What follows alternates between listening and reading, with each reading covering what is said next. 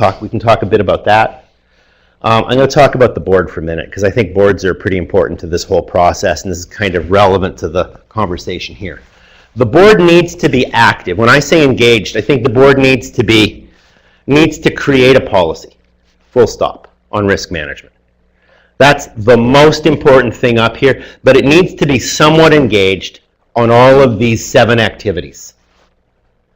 If it isn't engaged on these 7 activities, it's missing something. It's a good checklist. You can go back and you can double check this against it, right? The board ought to be able to understand what it's prepared to tolerate in risk. A good example is maybe the conversation that happened at a Toronto hospital a couple of years ago. The board got fussed about, as a result of a death in the maternity ward. Baby died.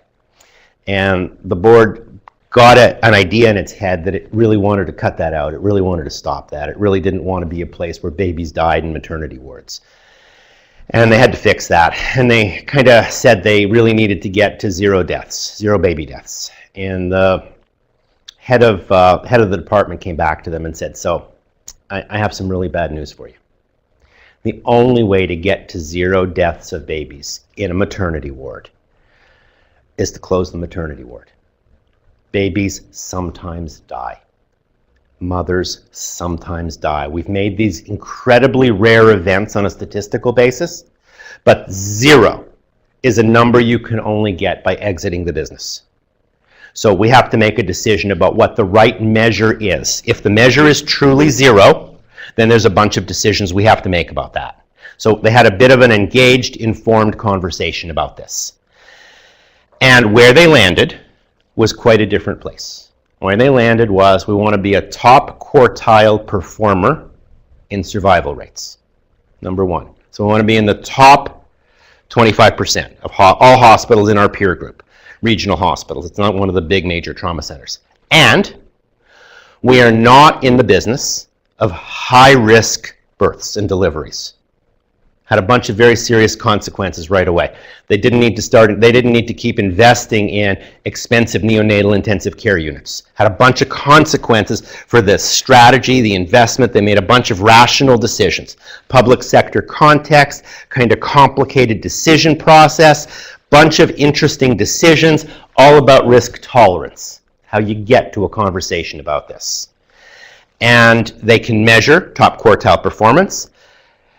The interesting question became, how do we make this policy real? Well, it turns out, where does the pregnancy become high risk? You discover that in the doctor's office in a conversation between the doctor and the patient, the doctor and the mom. That's where it becomes high risk. So the doctors at the hospital need to know that suddenly, even if what they're really thinking is, oh my God, this is the most interesting case I've ever seen, what they say is, so we don't have the stuff and we don't have the right stuff, and we're going to transfer you to a place where you can get much better care, and we're going to do some things here, and just down the road, it's Toronto Hospital, right? We've got sick kids, we've got a bunch of really good resources in the city.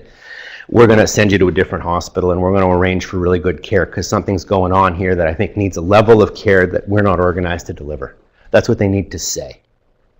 And they only say that if you've communicated the risk tolerance and the culture and connected the dots in between. So until you've got the board engaged on some of these files, until you've got the conversation going, right, you don't land on the place that you can articulate enterprise risk tolerance. So I'm trying to use a couple of examples to make kind of the conversation real, because I think the words you hear a lot, but the question is, how do you do it, right? And so there's